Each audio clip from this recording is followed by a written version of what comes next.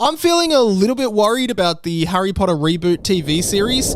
Let me explain why. Harry, blimey, forgot what you look like. What's up guys, Mike here, welcome back to my channel. Hit the subscribe button for more pop culture content. Let's get into it. Okay, so I have done a bunch of videos on this channel over the last 18 months or so around like everything about this Harry Potter HBO TV series that is coming. But I guess there are more and more kind of news bits dropping around this show as shooting is scheduled to begin around mid-2025. Blimey, is that the time? Don't get me wrong, I am beyond excited for this show. I am going to watch every episode. I'm sure I will cover every episode on this channel. But there are a few kind of news drops that have happened that are making me like quietly cautious around the show. And I've talked a lot over the last year about how I think the reboot is kind of a bad idea. I am mellowing on that now, and I think there actually is a lot of positives to rebooting the franchise in a TV series form. Harry, you put your name in a goblet of fire. But there are definitely a lot of changes that are going to happen that I think people are going to have a backlash to. That's rubbish! So it's now been confirmed that there were over 30,000 kids who auditioned for the lead roles of Ron, Harry, and Hermione. Of course, I expected nothing different. These are probably some of the most coveted roles in the next 10 years or so, or even 15 years of like TV in the world. Like, we can't underestimate how massive these shows are going to be. Mr. Potter, our new celebrity.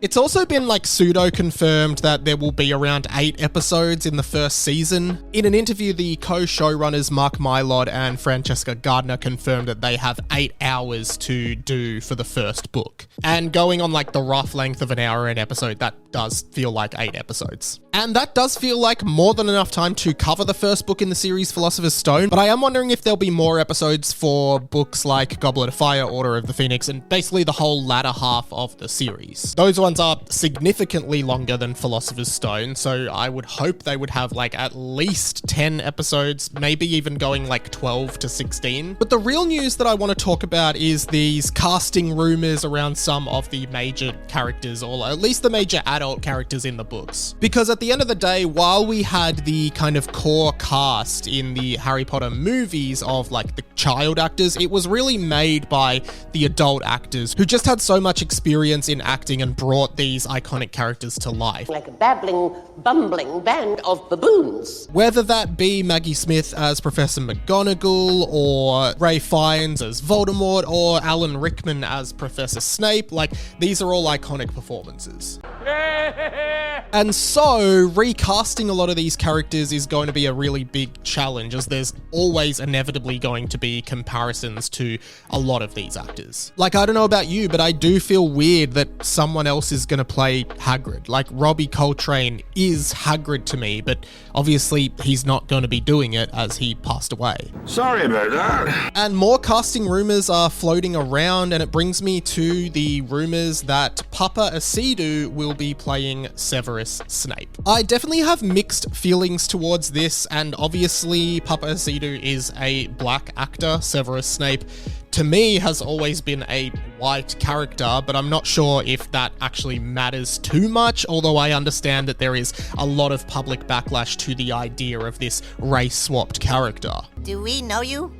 I'm Cartman, and you're Cal, and you're Stan, and you're fucking Kenny. Only it's a parallel alternative universe, and y'all have been replaced. Funnily enough, we did see similar backlash in the live stage adaptation of Harry Potter and the Cursed Child, in which Hermione was played by a black actress. The thing that kind of threw me with Harry Potter and the Cursed Child is that pretty much all of the other characters were clearly drawing off the movie versions of those characters. Like, at least in the Australian version that I saw, like, Professor McGonagall's actor was clearly like doing the voice of Maggie Smith. The same kind of goes with like Hagrid in The Cursed Child and Dumbledore and Snape. Like, it was very clear that they were directly trying to channel the movie performances. So then I guess race swapping Hermione just felt like it was like pulling you out of the immersion that you were kind of watching the movies sort of on stage. On the other hand, Alan Rickman's portrayal as Snape is probably the most iconic character in the entire movie franchise. Your father was a swine.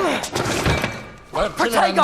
And a lot of people over the years have said that Alan Driver, aka Kylo Ren, would be a perfect Snape, and I kind of agree that he really fits the visual in that he looks like Alan Rickman. But at the same time, I guess what they are trying to do with this casting of Papa Asidu is just do something completely polarly opposite to it. And in that way, I kind of like it because it lets us see a new sort of spin on the character, like ideally keep as close to the personality as Snape as possible, but it just like reduces the comparison or the natural comparison that people will draw if it was someone like Adam Driver who just looks very much like Alan Rickman. Show me again the power of the darkness. And I've seen a bit of commentary around this online, some people on the side of it being super woke and just like rewriting history. Other people like politely explaining that Snape is never actually described as white in the books. That was also a similar argument J.K. Rowling used when Hermione was cast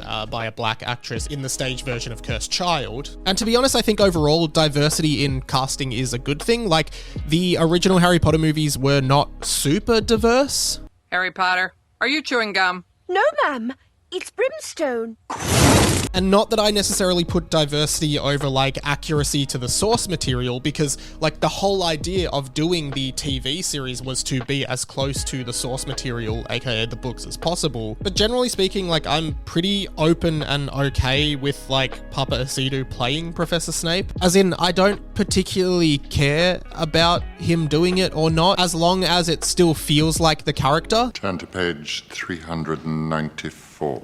But an actor of his caliber and experience and skill, I think it's the perfect opportunity for him to, really bring this character to life in a new way, but stay true to the ethos of that character that was presented in the books. I'm certain in the next few months, it is going to be news on the regular about this TV show. I think there are going to be so many kind of casting announcements coming very, very soon. It is extremely exciting that this is all happening, and I will be following all of this news very, very keenly, so I hope you'll stick around. Whew, thank you so much for watching, guys. Hey, let me know your thoughts in the comments. What do you think of Papa Asidu playing Professor Snape in the Harry Potter HBO TV series? And who is your dream casting for any character in the TV series? I would love to know, so leave it in the comments below.